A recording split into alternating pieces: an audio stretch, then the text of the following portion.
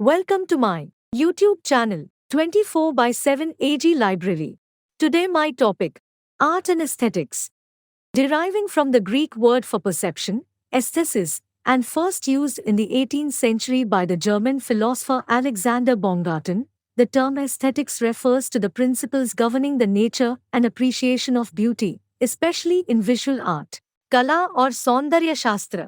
धारणा सौंदर्य के लिए ग्रीक शब्द से व्युत्पन्न और पहली बार 18वीं शताब्दी में जर्मन दार्शनिक अलेक्जेंडर बॉमगार्टन द्वारा इस्तेमाल किया गया शब्द सौंदर्य शास्त्र सौंदर्य की प्रकृति और प्रशंसा को नियंत्रित करने वाले सिद्धांतों को संदर्भित करता है, विशेष रूप से दृश्य कला में.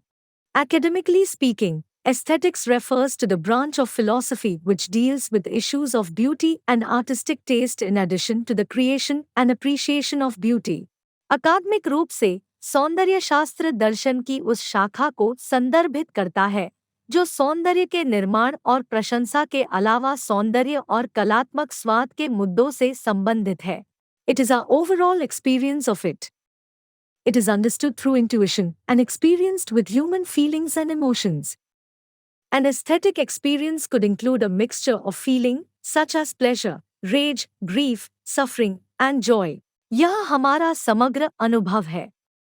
इसे अंतर्ज्ञान के माध्यम से समझा जाता है और मानवीय भावनाओं और भावनाओं के साथ अनुभव किया जाता है. एक सौंदर्य अनुभव में आनंद, क्रोध, दुख, पीड़ा और आनंद जैसी भावनाओं का मिश्रण शामिल हो सकता है. On the same lines, one encyclopedia defines art as the use of skill and imagination in the creation of aesthetic objects, environments, or experiences that can be shared with others. इसी तर्ज पर वन इंसाइक्लोपीडिया कला को सौंदर्यपूर्ण वस्तुओं, वातावरण या अनुभवों के निर्माण में कौशल और कल्पना के उपयोग के रूप में परिभाषित करता है जिसे दूसरों के साथ साझा किया जा सकता है. Art and beauty. Art is a verb in action, something that an artist does. Art is an expression of our opinions, emotions, feelings, and desires that find language in visual media. कला और सौंदर्य.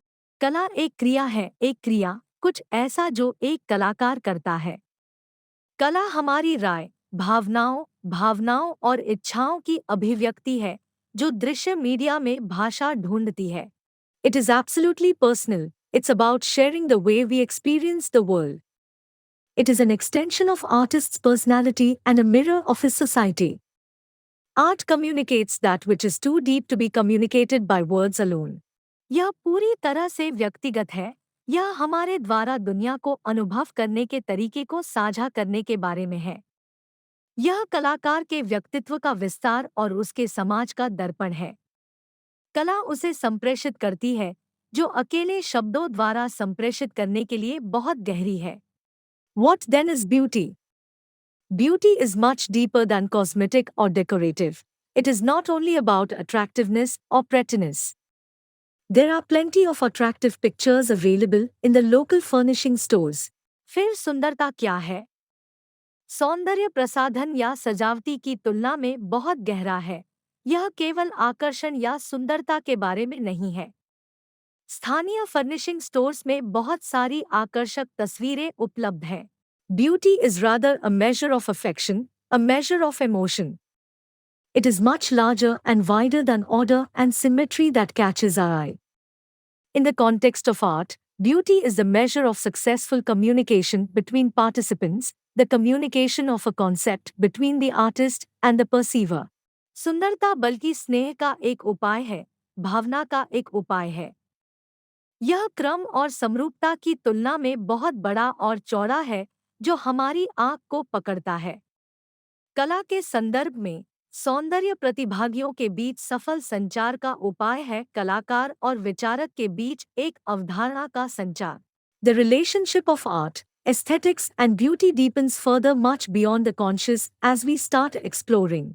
कला, सौंदर्य शास्त्र और सौंदर्य का संबंध और भी गहरा होता जाता है जैसे जैसे हम खोज करना शुरू करते हैं, चेतना से बहुत आगे निकल जाता है. Fine arts. Fine arts is a term used for those arts that give us inner pleasure or happiness. They are 5 in number: poetry, Music, such as dance, drama and theatre, performing arts, painting, sculpture, architecture. Lalit कला उन कलाओं के लिए प्रयोग किया जाने वाला शब्द है जो हमें आंतरिक सुख या खुशी देती है। वे संख्या में 5 है। शायरी, संगीत जैसे नृत्य, नाटक और रंगमंच, प्रदर्शन कला, चित्र, मूर्ति, architecture. Art versus craft. Historically, the term craft was used to refer to people who took part in small-scale production of goods that could be used for functional purposes. Craftsmen were people trained in a particular craft, often from generation to generation in families. Art बनाम craft. ऐतिहासिक रूप से craft शब्द का इस्तेमाल उन लोगों को संदर्भित करने के लिए किया जाता था जो छोटे पैमाने पर माल के उत्पादन में भाग लेते थे जिनका उपयोग कार्यात्मक उद्देश्यों के लिए किया जा सकता था। शिल्पकार एक विशेष शिल्प में प्रशिक्षित लोग थे जो अक्सर परिवारों में पीढ़ी से पीढ़ी तक होते थे। These people would form a guild that worked to preserve the craft with its authenticity for centuries and travel from towns to cities in order to sell their goods for a profit. ये लोग एक guild बनाते हैं जो सदियों से शिल्प को उसकी प्रामाणिकता के साथ संरक्षित करने और शहरों से शहरों की यात्रा करने के लिए काम करता है ताकि लाभ के लिए अपना सामान बेच सके। Craft includes objects such as ceramic pottery, glass, fiber, metal works and jeweler as they serve both an aesthetic purpose as well as functional purpose. शिल्प में सिरेमिक मिट्टी के बर्तनों, कांच, फाइबर, धातु के काम और जौहरी जैसी वस्तुएं शामिल हैं क्योंकि वे एक सौंदर्य उद्देश्य के साथ-साथ कार्यात्मक उद्देश्य दोनों को पूरा करते हैं। Both art and craft are areas of creativity that are almost always used synonymously, but the key difference lies in their utility. Art requires skill to create works that have an aesthetic and decorative purpose.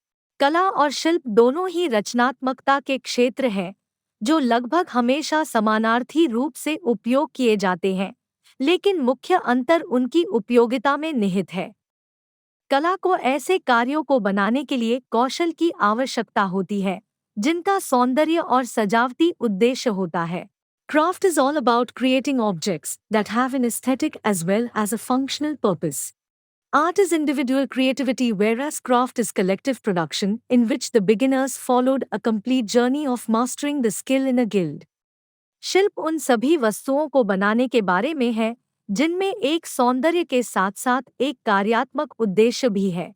कला व्यक्तिगत रचनात्मकता है, जबकि शिल्प सामूहिक उत्पादन है जिसमें शुरुआती लोगों ने एक गिल्ड में कौशल में महारत हासिल करने की पूरी यात्रा का पालन किया।